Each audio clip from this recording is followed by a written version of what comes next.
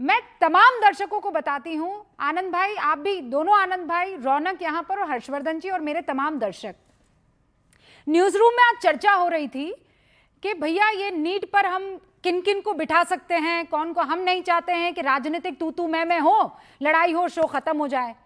अरे कौन कौन हो सकता है। अभिषेक मेरे पास से गुजरे, आपको पता है अभिषेक हमारे असाइनमेंट डेस्क पर काम करते, इनपुट में है, खबरें इकट्ठा करते हैं, और अभिषेक नीट की तैयारी कर रहे थे, सुसाइड अटेम्प्ट कर चुके हैं, किताब लिखी है, हाथ जोड़ देते हैं नीट का जिक्र सुनते ही।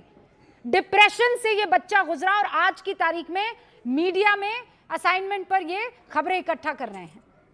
अभिषेक के साथ ऐसा टॉर्चर, वो मुझे अभी बता रहे थे, मुझे समझ में नहीं आ रहा था कि ऐसे भी बच्चों के साथ हो सकता है। मैं चाहती हूँ खुद आप उनके मुंह से सुनिए। अभिषेक, कैसे आपको परेशान किया जाता था, वो डॉक्टर साहब वाला किस्सा जरा दर्शकों को बताएंगे आप, क्या हुआ था आपके साथ? जी रूबिका, मैं नीट की तैयारी करने गया था कोटा। मैं 3 साल वहाँ पे रहा हूँ और नीट का एग्ज़ाम आज तक, अभी तक मैंने जब से मैं नीट से जुड़ा हूँ आज तक भी एकदम स्मूथली नहीं हो पाया। कभी ना कभी कुछ ना कुछ हुआ है।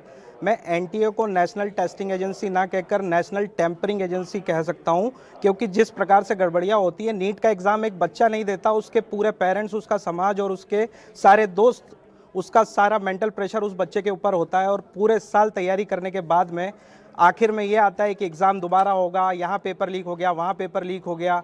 तो इस तरह से बच्चों के ऊपर पूरा मेंटल प्रेशर आता है।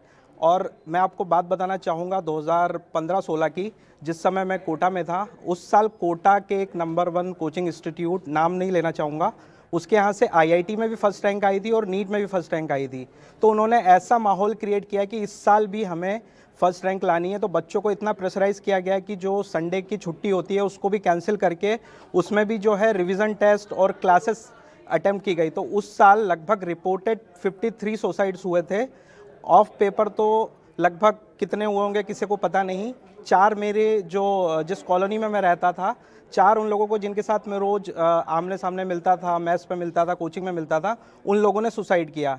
यहाँ तक कि मेरे एक दोस्त ने भी अटेम्प्ट किया था। और जो आपने कहा ना कि मैं भी उस मेंटल प्रेशर से जूझ रहा था, मैं बस सोच ही रहा था। उसी समय मेरे दोस्त का कॉल आया कि तुझे से आखिरी बार मिलना है। मैं उसके पास गया और उसको फिर उसने रस्सी और वो सारी प्रिपरेशन कर रखी थी, तैयार कर रखा था। उसके जो लैंडलॉर्ड से उनसे चाबी लेके ताला तोड़ के फिर उसको बचाया। उसके बाद फिर मेरे दिमाग से ये सारी चीज़ें हटी और फिर मैंने नीट से हाथ जोड़ लिया, उस मेडिकल लाइन से हाथ जोड़ के फिर मैंने अपनी फील्ड चेंज की। वहाँ पर बच्चों को सिर्फ इंस्टीट्यूट से प्रेशर नहीं है, पढ़ाई का प्रेशर नहीं है, वहाँ पर बच्चों को जो मैस का खाना है, हॉस्टल वालों का टॉर्चर है, सारी चीज़ें, तमाम चीज़ें पूरे प्रेशराइज होके जो इंडिया का यूथ है वहाँ पर और अभिषेक, प्रताड़ित होता है। आपने चलिए अपनी जान छुड़ाई कि नहीं करना नीट, जिंदगी में कुछ और कर लेंगे। उसके बाद जो आपका टॉर्चर हुआ था, पड़ोसी जो आपका मजाक उड़ाते थे, बताइए ना वो भी। हाँ जी मैम, जब मैं फिर 3 अटैम्प्ट देने के बाद में वापस अपने घर आया तो मेरे जो दोस्त थे, जो रिश्तेदार थे, वो मुझे लेते थे कि और डॉक्टर साहब कौन सा कॉलेज ज्वाइन कर रहे हो, क्या कर रहे हो, हालांकि उन्हें पता है कि मेरा नहीं हुआ है, मेरा नहीं हो पाया। तो इसके कारण जो मेंटल प्रेशर, जो ट्रॉमा एक बच्चा झेलता है, वो उसको ना डिप्रेशन में ले जाता है।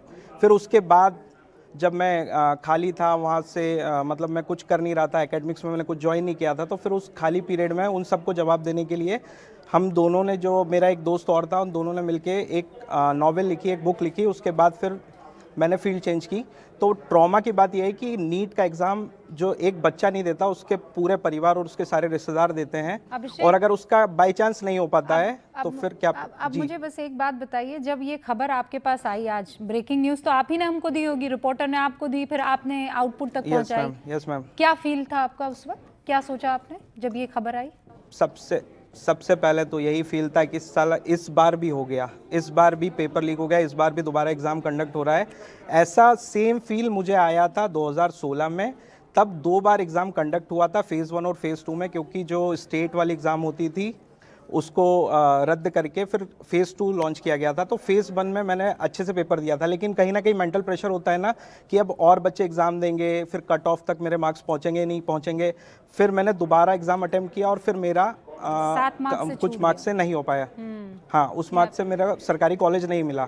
तो वो फिर उसके बाद जो ट्रॉमा फील हुआ, मैम प्राइवेट में जाने के लिए सबके पास पैसे नहीं होते। प्राइवेट की फीस आपको पता है कितनी है? करीब 1 CR के आसपास, 1 करोड़ के आसपास एक MBBS की सीट आज इस अभिषेक, ये देश में सवाल पूछने के कंप्लीट पीछे होती है। यही मकसद था कि सरकारी नहीं तो प्राइवेट में, मकसद यही था, सरकारी नहीं तो प्राइवेट में, तो प्राइवेट हर बच्चा नहीं जा सकता ना, 1 करोड़ हर कहाँ बच्चा से अफोर्ड लाएंगे नहीं वहाँ? कर सकता।